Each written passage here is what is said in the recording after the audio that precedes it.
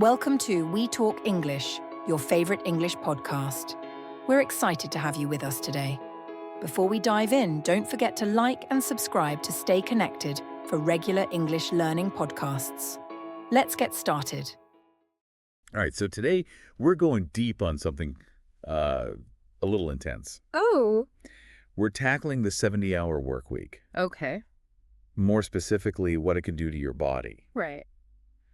We came across this article about an Indian CEO Okay. who's been pushing for this level of work 70 hours. from young professionals. Wow. Yeah, 70 hours. I'm kind of stressed just thinking about it. But I'd love to get your take. Well, it's interesting, because it's pretty relevant to this McKinsey report that just came out from the Health Institute. Okay. Found Indian workers are experiencing more burnout than any other country. Wow. It's kind of a global thing, though, this whole work culture thing, Yeah, for sure. That's a crazy stat. Yeah. What do you think is causing it, particularly in India? Well, this article we found, it talked to a wellness consultant named Hasit Patel, and he made some interesting points about the pressures on these young urban professionals. I mean, they're striving for success in this booming economy, but they're also often dealing with financial stress, maybe even supporting their families. Yeah, that's a lot of pressure, right? And then you add the whole social media aspect. Yeah, that's Everyone's trying to project this perfect life. Of course, and it makes you feel like you got to keep up. Exactly. Yeah. And we can't forget about the pandemic. Oh, right. That's huge. The line between work and personal life is just gone. Especially with remote work, yeah. Yeah, you're always on. Totally. My kitchen table is basically my office now.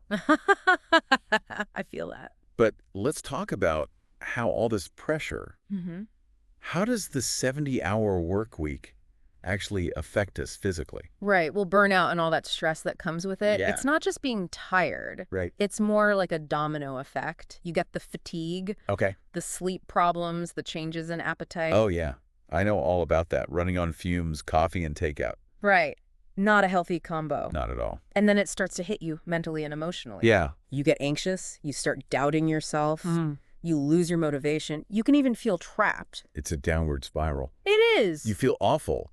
Then you're less productive, and that just stresses you out even more. Exactly. And that's where it gets kind of scary. What? This guy, Hasit Patel, he really emphasized burnout's not just in your head. Right. It's a real physical thing. Wow. And if you don't deal with it, Yeah. it can turn into chronic depression and anxiety. Oh, wow. And then you're looking at a whole other set of problems. So like a full-blown health crisis. Potentially. Yeah. Things like obesity, type 2 diabetes, hypertension, Right. heart disease, high cholesterol, Gosh. even things like chronic headaches, sexual dysfunction, even infertility. It's all connected. It's all connected. Yeah. Wow.